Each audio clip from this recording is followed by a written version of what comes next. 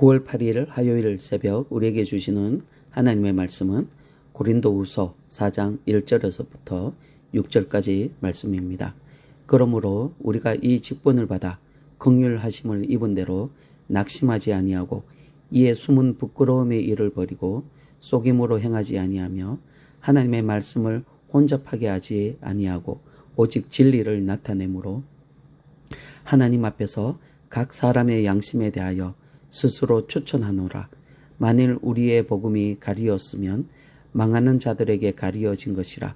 그 중에 이 세상의 신이 믿지 아니하는 자들의 마음을 혼미하게 하여 그리스도의 영광의 복음에 광채가 비치지 못하게 함이니 그리스도는 하나님의 형상이니라. 우리는 우리를 전파하는 것이 아니라 오직 그리스도 예수의 주 되신 것과 또 예수를 위하여 우리가 너희의 종된 것을 전파함이라. 어두운 데에 빛이 비치라 말씀하셨던 그 하나님께서 예수 그리스도의 얼굴에 있는 하나님의 영광을 아는 빛을 우리 마음에 비추셨느니라. 아멘. 여러분, 오늘 본문 1절을 보시면 그러므로 우리가 이 직분을 받아 긍휼하심을 입은 대로 낙심하지 아니하고 라고 말씀합니다. 여기서 접속사 그러므로가 사용되고 있습니다. 그러므로는 어제 보았던 3장의 내용과 연결되었다라는 것을 말씀하고 있는 것입니다. 오늘 본문과 그리고 3장의 내용이 연결되어 있는데 그 연결된 내용이 무엇이냐? 그것은 예수 그리스도로 말미암은 새 언약의 직분이 영광스러운 것이라고 말씀하고 있는 이 부분입니다. 이것은 한마디로 바울과 같이 복음을 맡아 전하는 자들의 직분에 대한 그런 말씀입니다. 오늘 본문은 여러분 사실 변증입니다. 누구에게 변증하느냐? 바로 고린도 교회에 들어온 유대주의자들, 바로 율법 교사들입니다. 이들은 다른 복음을 전하는 자들입니다. 거짓 교사들입니다. 이들이 전하는 것은 구원은 예수님을 믿음만으로 구원받을 수 없고 예수님을 믿는 이유, 율법의 계명을 지켜야 한다. 할례를 행해야 된다라고 그때 구원을 받을 수 있다라고 가르치는 자들입니다. 이들에 대한 변증이 바로 오늘 본문입니다. 그래서 오늘 본문은 우리가 이 영광스러운 직분을 받은 자들로서 앞으로 어떻게 사역할 것인지 그 부분에 대해서 구체적으로 말씀하고 있습니다. 그리고 동시에 자신과 거짓 교사들과의 사역에 대하여 비교를 합니다. 오늘은 우리가 함께 이 부분에 대해서 나눠보고자 합니다. 첫 번째로 낙심하지 말라고 말씀합니다. 바울이 하나님으로부터 모세를 능가하는 그런 직분을 부여받은 것은 하나님의 긍휼하심 때문입니다. 다시 말해 바울 자신의 능력이 있어서가 아니라 하나님의 자비와 은혜가 있었기에 그가 그런 직분을 받게 되었다라는 것입니다. 우리가 잘 알고 있는 것과 같이 바울은 예수님을 영접하기 전에 그리스도를 핍박하는 일에 그 누구보다 열심이었던 그런 사람이었습니다. 하나님께서 그런 죄인에게 지금 긍휼을 베푸셔서 그에게 영광스러운 직분을 허락해 주셨습니다. 바울이 받은 직분은 사람을 계명으로 정죄하는 그런 율법을 맡은 직분이 아닙니다. 죄에서 자유케 하는 은혜의 복음을 전파하는 직분입니다. 사람을 살리는 직분입니다. 바울은 그 누구보다 하나님의 긍휼과 은혜를 잘 알고 있었습니다. 왜냐하면 자기 자신이 그 은혜로 직분을 받았기 때문입니다. 그가 받은 직분은 너무나 영광스러운 직분이기에 그는 결코 낙담하지 않았습니다. 자기를 향한 적대감과 온갖 비난과 조롱에도 그는 굴복하지 않았습니다. 엄청난 핍박에도 그는 그 앞에 무릎 꿇지 않았습니다. 세상과 타협하지 않았습니다. 자신의 생명까지도 아낌없이 바치는 그런 각오로 복음 전파의 직분을 감당하였습니다. 그리고 두 번째로 내 안에 은밀하고 부끄러운 일이 있다면 그것을 모두 버리라고 말씀합니다. 2절 상반부에 보시면 이에 숨은 부끄러운 일을 버리고 라고 말씀합니다. 이를 공동 번역은 이렇게 번역하고 있습니다. 드러내지 못할 창피스러운 일. 여러분, 이렇게 창피스러운 일이 무엇입니까? 여러분, 이 일은 다른 사람들에게 당당히 드러낼 수 있는 그런 일이 아닙니다. 숨겨야 합니다. 숨겨야 할 이유는 이 일이 드러나면 엄청난 수치가 그에게 돌아오기 때문입니다. 바울은 이런 일을 다 버렸다고 말씀하고 있습니다. 2절에 버리고라는 이 헬라어 단어는 부정과거형으로 되어 있습니다. 이미 다 버려서 그것은 과거의 일이 되었다라는 것입니다. 이미 다 버려진 일이라고 말씀하고 있는 것입니다.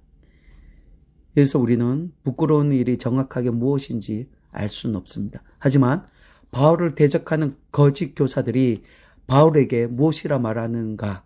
바로 율법을 지키지 않는다라고 바울을 비난하고 율법을 지키도록 강요하였습니다. 하지만 자기들은 사람들이 있는 곳에서는 율법을 지키는 듯 하지만 은밀한 곳에서 자기 혼자 있는 곳에서는 율법을 지키지 않는 그런 행위를 하지 않았을까? 그리고 바울은 그것을 지적하고 있지 않을까 생각해 봅니다. 언행 일치를 하지 않는 그런 저들의 행위를 지적하고 있는 것입니다. 그리고 세 번째로 속임이 없어야 합니다. 2절 중반부를 보시면 속임으로 행하지 아니하며 라고 말씀합니다. 여기서 속임이라는 헬라어 단어는 파로느기아라는 단어인데 교활이나 관계라는 뜻을 가지고 있습니다. 특히 관계는 고린도후서 11장 3절 말씀에 보면 뱀이 그 관계로 화를 미혹하였다라고 말씀합니다.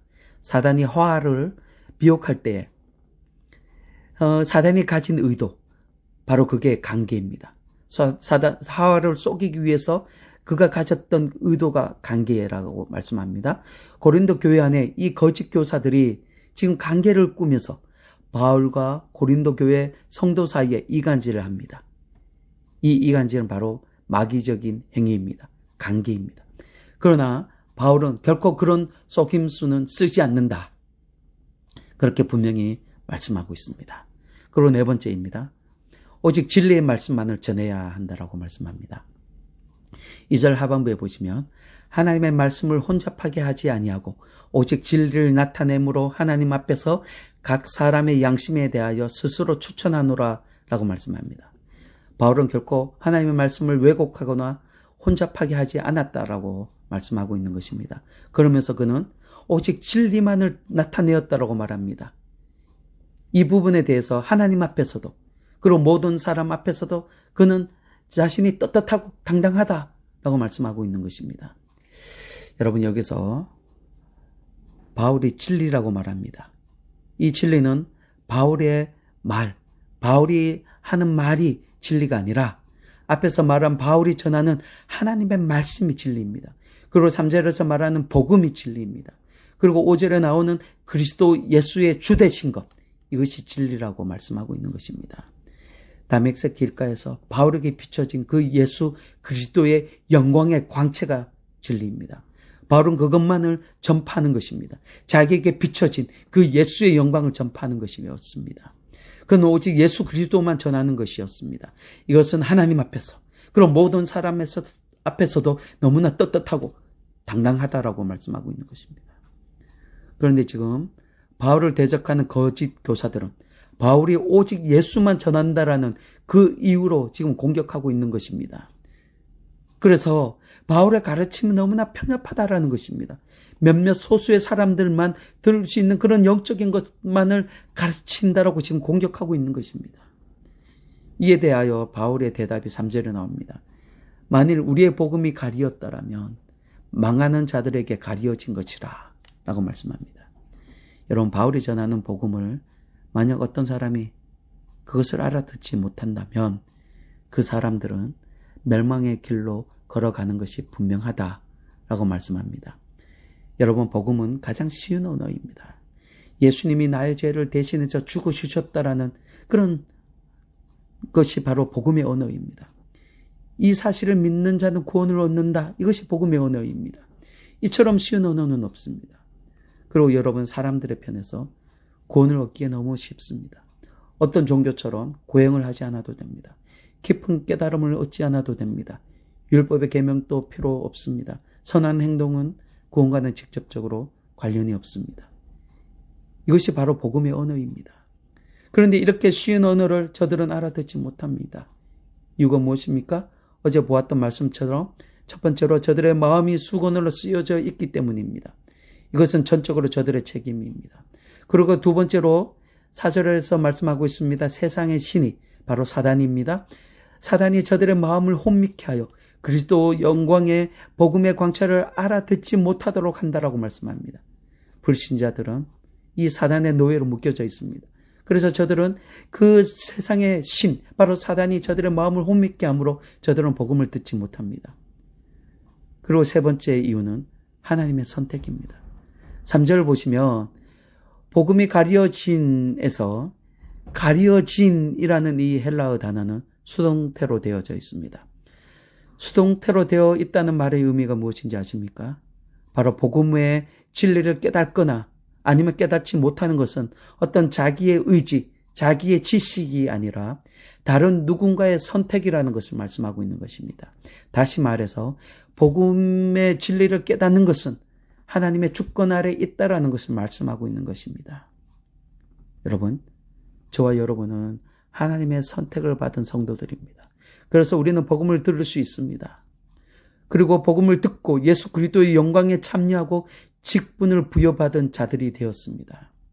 하지만 복음을 듣지 못하는 자들이 있습니다. 저들은 하나님께 선택되지 않은 자들입니다. 그래서 저들은 세상의 신에 묶여서 여전히 세상의 그 신 앞에 그리고 죄 앞에 노예된 삶을 살아가는 것입니다. 사랑하는 성도 여러분, 6절 말씀을 보시길 바랍니다. 어두운데 빛이 빛이라 말씀하셨던 그 하나님께서 예수 그리스도의 얼굴에 있는 하나님의 영광을 아는 빛을 우리 마음에 비추셨느니라 라고 말씀합니다. 여러분, 예수 그리스도의 영광의 빛이 저와 여러분 마음에 비춰지기를 주님의 이름으로 축원합니다. 이 빛이 여러분의 가정 구석구석 비춰지기를 축원합니다. 그래서 하나님의 영광이 여러분 가정에 가득하기를, 그래서 모든 여러분의 가정의 구성원들이, 여러분 공동체의 구성원 모두가 예수 앞에 나오기를 주님의 이름으로 축원드립니다. 아멘.